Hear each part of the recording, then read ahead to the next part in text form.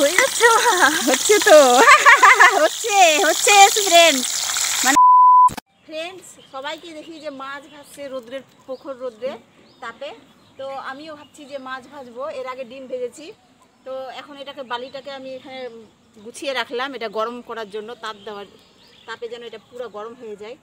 আর এখানে একটু গর্তর মতন করি যাতে করে আমার কড়াইটা বসে ভালোভাবে, চুলার মতো করে বসে যাতে করে। তো আমি এই যে কড়াইটা বসাচ্ছি এখন, এই যে বসিয়ে দিলাম সুন্দর করে। এটা পুরো গরম হবে। আর হচ্ছে তেলটা ঢালবো।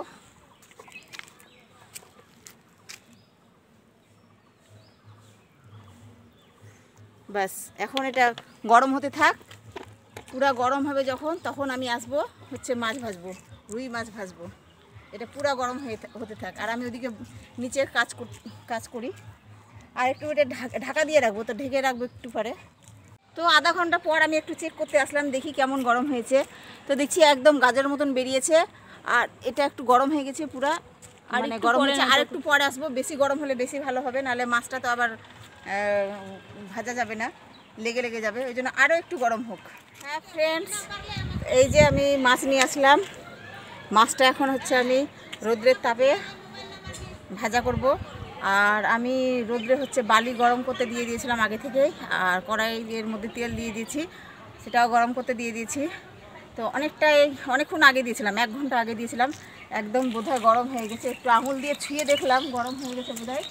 তো এই তো এখানে দেখো বালিটা আমি সুন্দর করে উঁচা করে নিয়েছি। আর এটা পুরা তাপ একদম গরম হয়ে গেছে, একদম পুরা গরম। আর এখানে কড়াই, আর তার মধ্যে তেলও দিয়ে দিয়েছি। অনেকক্ষণ ধরে দিয়েছিলাম, 1 ঘন্টা হয়ে গেছে। এখন হচ্ছে এটাতে মাছ ভাজবো, দেখি ভাজা হয় কি না। সবাই তো এরকম করছে, দেখি আমিও ট্রাই করছি। তো দেখি, বিসমিল্লাহ। হয়ে যাচ্ছে হচ্ছে তো হচ্ছে ফ্রেন্ড, মানে কি বলবো, আমি এটা পরীক্ষা করছিলাম দেখি তো হয় কি না। তো দেখছি হ্যাঁ হয়েছে। হ্যাঁ সত্যি হয়ে গেল একেবারে। মানে অতটাও আরও ভালো গরম হলে ভালো হয়। দেখি এটা হচ্ছে কিনা ভালো করে। কড়কড় করে ফুটছে, কড়কড় করে ফুটছে। হ্যাঁ 1 ঘন্টা আগে দিয়েছিলাম আমি গরম করতে এগুলো।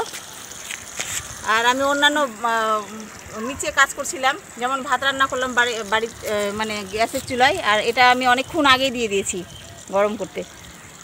তো আর একটু হবে বোধহয়, আর একটু গরম হলে বেশি ভালো হবে। তো এখন উল্টাবো, দেখি কীরকম হয়েছে। মোটামুটি হয়েছে, ভাজা হচ্ছে। আর এর থেকে বোধহয় বেশি হবে না, অনেক সময় লাগছে। ভাজা হয়ে গেল,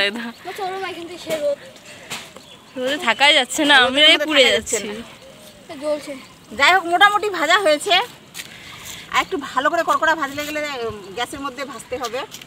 হয়েছে মোটামুটি ভাজা হয়েছে। আমি এটা প্রমাণ করলাম, দেখি হয় কি না। তো হয়েছে, অনেকক্ষণ ধরে হলো কিন্তু ব্যাপারটা।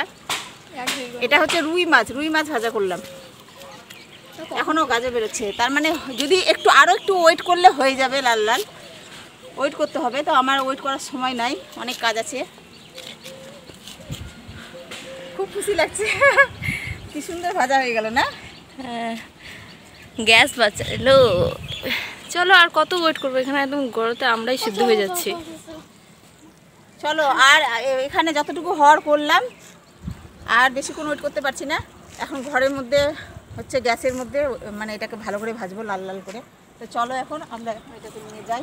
এটা তো এমনি হাতে ধরতেও পারবো না, এটাকে এইভাবে ধরে আস্তে আস্তে ফুটতে না হয়ে যাবে। ধরো না, রেখে দাও মা, হয়ে যাবে। এই দেখো বালির মধ্যে রাখছি, তখন একটু ফুটোফুটি হচ্ছে বেশি। এই যে দেখো এতটা বালি গরম হয়ে আছে।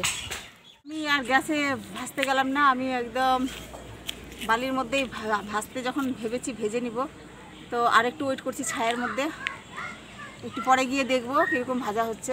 এর আগে তো দেখালাম একটু লাল লাল হয়ে গেছিলো, এখন ফাইনালি দেখবো যে কেমন হয়েছে। চলো দেখি। মোটামুটি এখানে আমি 10-15 মিনিট ওয়েট করছিলাম, 10-15 মিনিটই হয়েছে ওয়েট করা। তো চলো দেখি। বাপরে বাপ, কতক্ষণ ধরে হচ্ছে। তো অনেকক্ষণ ধরে ওয়েট করছিলাম, ওয়েট করার পরে দেখছি হ্যাঁ সত্যি একদম সুন্দর হয়ে গেছে, লাল লাল করে ভাজা হয়ে গেছে। কি বলবো, শেষ পর্যন্ত ভাজতে পারলাম। তো এবার বাড়ি ঘরে যাই, বেশিক্ষণ ওয়েট করতে পারছি না এখানে, অনেক গরম লাগছে। আর একটু ওয়েট করবো নাকি? সবগুলো মাছ করবো?